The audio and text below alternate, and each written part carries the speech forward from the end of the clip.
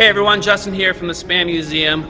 With everything going on with the COVID virus, the governor's asked the museum to shut down temporarily. So what we want to do is practice our social distancing and give you a free virtual guided tour. Right, Isai? We want to give them a free virtual guided tour, correct? Yep. Sounds good. Over. We really appreciate that you guys tuning in. We hope you sit back, relax, and you learn a few things. Are you ready, Isai? What? I asked them if you are ready, Isai. Yeah, I'm ready. And say over when you're done. Over. Isai, this intro's over. This intro is what? Over? This intro is over. Over. Sounds good. Over. Enjoy. Hello, I'm SPAMbassador Steve, and I would like to welcome you all to this video, and hopefully you'll have a lot of fun with me as we go on this spamcation here at the Spam Museum. There's always a great time to have a spamcation here at the Spam Museum, whether in person or on the internet. Brought to you by Spammy, the guy that built this house, the museum, the Spam Museum, right here. And if you look, you can come from anywhere around the world and see the Spam Museum.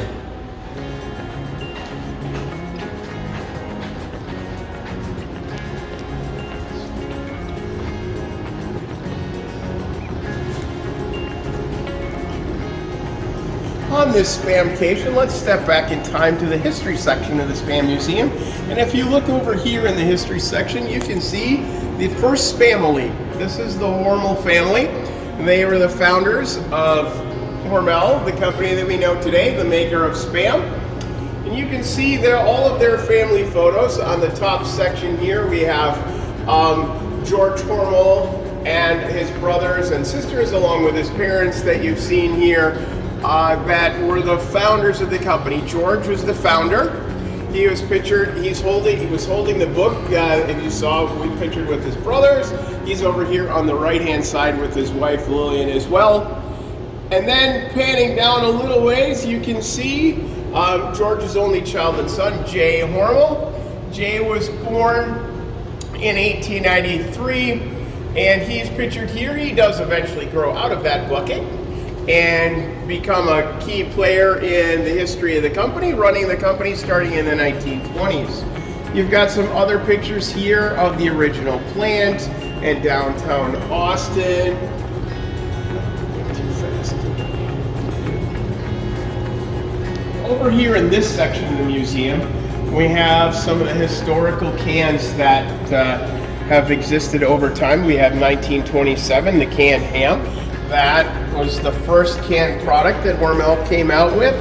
And that baby in the bucket that I said grew up, well, he had grown up by this time, and he was leading the company when he helped create all of these unique products. Hormel was the first company in the country to create canned hams. And then moving along, that was in 1927. Now we move to the 1930s, and a whole number of things such as Dinty Moore beef stew was created as well, and of course some classic Hormel products such as ox joints and gravy with peas and carrots. A definite comfort food for those in the 1930s who had moved off the farms and into the big cities and were looking for some canned meals that were already cooked and ready to eat that reminded them of their home cooking. And moving along, in the same year, 1935, Hormel was one of the first companies to come out with canned chili. In fact, the first company to have nationwide distribution of chili across the country. And you can see some of the early chili cans from the 1930s and 40s here in the display. And moving right along, the next display includes the history of the Spam can. And a key piece to the Spam Museum here, you can see the early cans in 1937 and the predecessor to Spam as well, going all the way from the 1940s and 1950s and moving right along to today. And if you'll notice, there are various ways that the cans were open and had different tops, but the size and the shape of the can has not changed since 1937. It was designed back then to feed an average family of 5 for dinner, with leftovers expected out of that 12-ounce can of meat.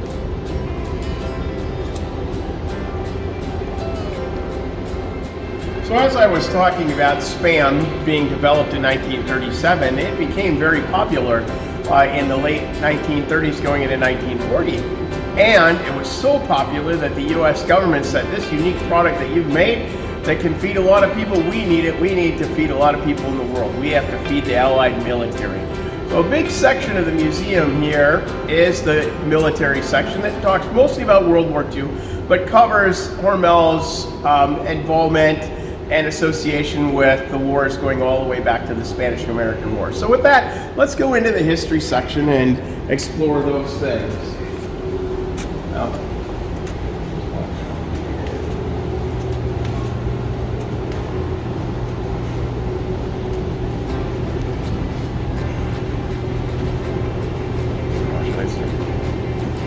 So patriotism has always mattered to Hormel, and you can see here in 1898 during the Spanish-American War, a few Hormel employees became involved. In fact, the one Ben Hormel, who was working for the company, he's the youngest brother of George, the founder. Ben ended up serving during the Spanish-American War. And it was a unique opportunity that the company created back then. They decided that all persons called up to serve during time of war, if they were Hormel employees, they would be guaranteed their job when their term of service was over. Now, it was only a few people during the Spanish-American War, but that became bigger and bigger. And as you notice, we also had J. Hormel, who served in World War I as well. And he was very important in the war. He was promoted to chief quartermaster in France and was responsible for feeding the American military that was over in the war during World War I. Through every major conflict, Hormel as a company has been involved. You can see some of the other things that have been noted here: the Korean War, the Vietnam War, and Persian Gulf, as well as modern conflicts that have happened. Hormel has always had some involvement in those kinds of things. And moving over here, much of the rest of the museum section on the US military talks about World War II. Pretty much from everything from here on really covers those things. And if you look right here, 1942 talks about a major time of change for Hormel and the world at large, and how Hormel became very involved, including needing to hire over 1,000 women to work in the production lines of Hormel, as many of the men went off to serve in the military. The other things that happened, it was tin and many things were rationed, but Spam took a major role during the war and was integral not only on the war front but the home front as well. So moving along, you can see many of the other portions of the history section here that talk about this. We have all kinds of images from World War II that include soldiers that were eating canned luncheon meat, often referred to as Spam, even naming their military bases and their planes after Spam-related subjects. We've got Slam and Spammy, and we've got the Spamtown USA plane, and a number of other things like that.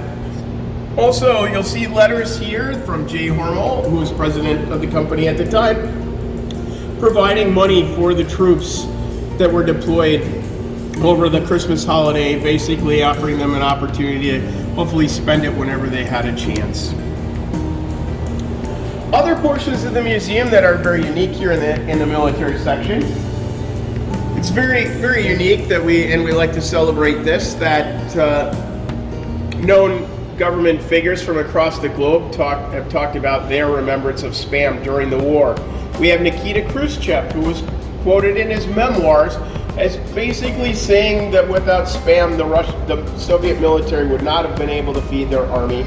We also have Margaret Thatcher being quoted as a young girl who had memories of her mother on special occasions when company would come over to take out that Spam in those special occasions to be able to feed her guests that came. So some unique things like that. Some other unique things that from historical figures include this very unique letter we have on display from President Eisenhower. Of course, President Eisenhower had been General Eisenhower during World War II, and his letter sums it up very nicely, basically saying, I ate my share of Spam along with millions of soldiers. I even confessed to a few unkind remarks about it. But as a former Commander-in-Chief, I officially forgive you for your only sin, sending us so much of it. Again, in times of need, Spam has been there for the U.S. military and was a major factor in World War II. So a large portion of the museum talks about that. Some fun things that kind of came out of World War II. Right here, the Hormel Girls. This is a very unique group of women that started out as an all veteran American Legion Post and Drum and Bugle Corps. They became a touring troupe that traveled across the country, marketing and advertising Hormel products through their live theater performance. And you can see many of their pictures here. Everything from the theater performance to going door to door and traveling the country in their caravan of white Chevrolet cars, 2 women to a car in what was known as the Hormel Girls Caravan.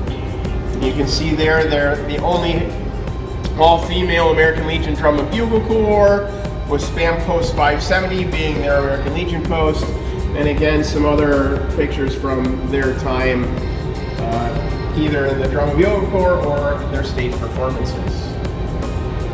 Just a fun way that Hormel is marketing and connecting with folks right after World War II from about 1947 to 1953. Well, everyone, thank you for tuning in. We hope you enjoyed SPAMbassador Steve's tour of the history section of the Spam Museum. Tune in next week where SPAMbassador Abby will talk about the world market, kind of where Spam is at globally around the world here. So, stay safe, stay sanitized, and have a Spamtastic day.